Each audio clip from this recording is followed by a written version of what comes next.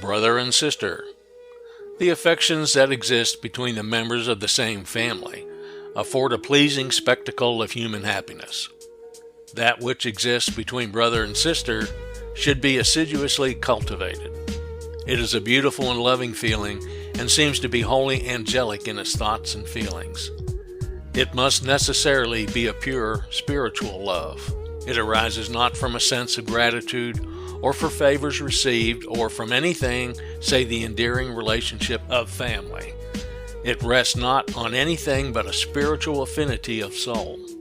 It should be cultivated as one of the sweetest plants in the garden of the heart. It should be watered every morning and evening with the dews of good nature and sunned all day with the light of kindness. It should hear nothing but loving and tender words, even the dulcet music of home, see nothing but smiles and the tokens of confidence and sympathy, and know nothing but its own spirit of tenderness and unity. How large and cherished a place does a good sister's love always hold in the grateful memory of one who has been blessed with the benefit of this relation. How many are there who, in the changes of mature years, have found a sister's love their ready and adequate resource. With what a sense of security is confidence reposed in a good sister, and with what assurance that it will be uprightly and considerately given is her counsel sought. How intimate is the friendship of such a brother and sister, not widely separated in age from one another. What a reliance for warning, caution, and sympathy has each secured in each. How many are the brothers who, when thrown into circumstances of temptation, have found the thought of a sister's love a constant holy presence, rebuking every wayward thought. How many brothers are there from whom death separated the sister years ago, who yet feel her influence thrown around them like sweet incense from an unseen censer, who are arrested when just about to take a downward step by the memory of a reproving look from eyes that have long been closed, who have pursued their weary path of duty, cheered by the remembrance of a smile from lips that will never smile again.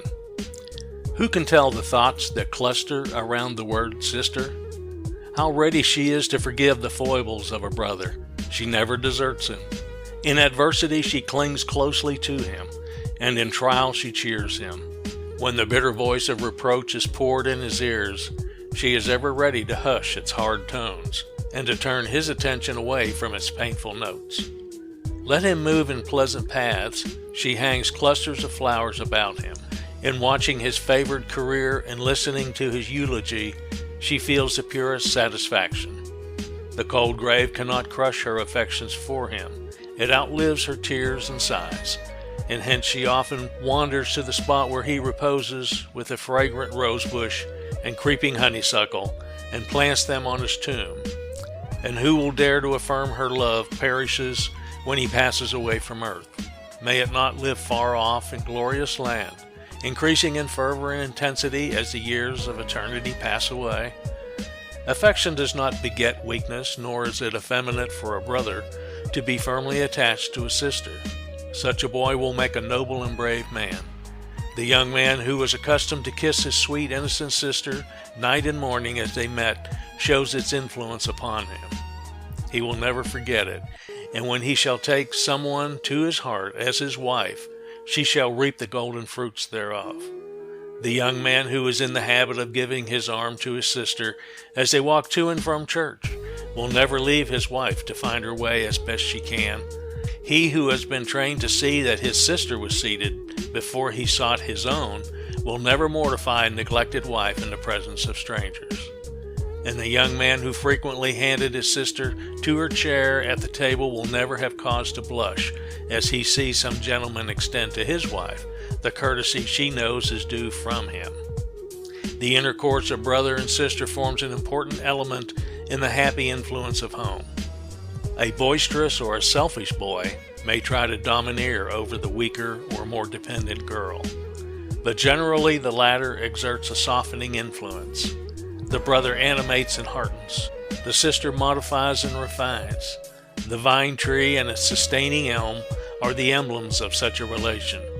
And by such agencies, our sons may become like plants grown up in youth, and our daughters like cornerstones polished after the similitude of a temple.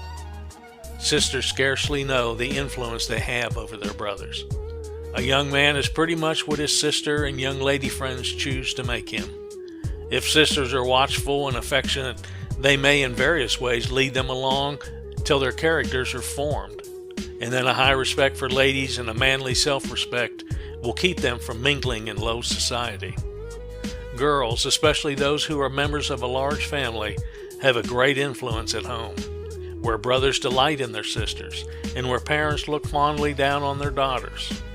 Girls have much in their power with regard to those boys.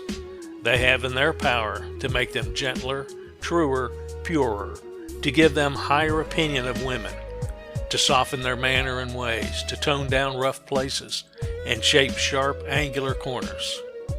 They should interest themselves in their pursuits, and show them by every means in their power that they do not consider them and their doings beneath their notice. But few sisters realize how much they have to do with the welfare of their brothers, how much it is in their power to win them to the right modes of thoughts and actions by little acts of sisterly attentions. If they would but spare an hour now and then from their peculiar employment to their boyish sports, and not turn contemptuously away from the books and amusements in which they delight, they would soon find how a gentle word would turn off a sharp answer, how a genial look would effectually reprove an unfitting expression, how gratefully a small kindness would be received, and how unbounded would be the power for good they would obtain by a continuance of such conduct. Fortunate is the family that possesses such an elder sister. The mother confides in her, the father takes pride in her ability to aid and cheer the household, and the younger ones lean upon her. By her counsels, her example, her influence, she may do as much as the parents to give to the family life. She is at once companion and counselor for the younger members, since separated by only a brief interval from the sports of childhood, she can sympathize easily with the little wants and the little griefs that fill the child's heart to overflowing, and show it how to compass its desires and forget its sorrows. A short girlhood is usually the allotment of the oldest daughter, but this is more than made up to her in the long and delightful companionship she has with her mother, in the sense she is made to have of her own importance in the family, and the unusual capability she is obliged by the forces of circumstances to acquire and display. It is a law of our being that no improvement that takes place in either of the sexes is confined to itself. Each is the universal mirror to each, and the refinements of the one will always be in reciprocal proportion to the polish of the other.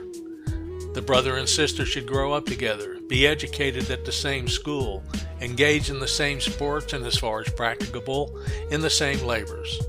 Their joys and sorrows, tastes and aims should be mutual as far as possible. The same moral lessons, obligations, and duties should bear upon them. It is an error that the youths of our land are separated in so many of the most important duties of life. Much evil is caused by mistaken opinions on this point. The girls are taught that it is not pretty to be with the boys, and the boys that it is not manly to be with the girls, while at the same time the society of each is necessary for the best development of character in the other. When they do meet, it is only for sport and nonsense, to cajole and deceive each other. Hence the good influence they should have upon each other is in great measure lost. They are unacquainted with each other, know not each other's natures, and have but little interest in each other's business and duties.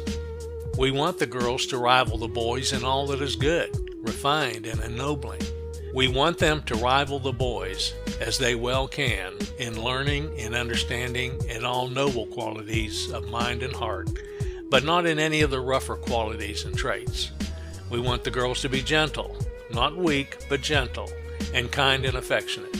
We want to be sure that wherever a girl is, there should be a sweet, subduing, and harmonizing influence of purity and truth and love, pervading and hallowing from center to circumference the entire circle in which she moves.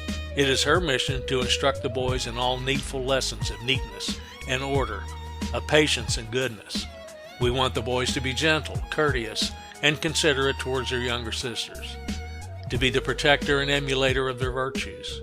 We want to be sure that where there is a boy, there will go forth the influence inspired by the courage of manly self-respect, a respect that keeps him from mingling in low society.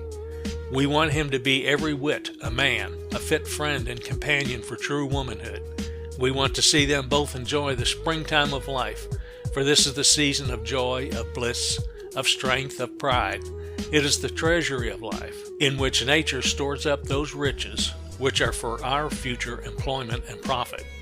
Youth is to age what flower is to the fruit, the leaf to the tree, the sand to the glass.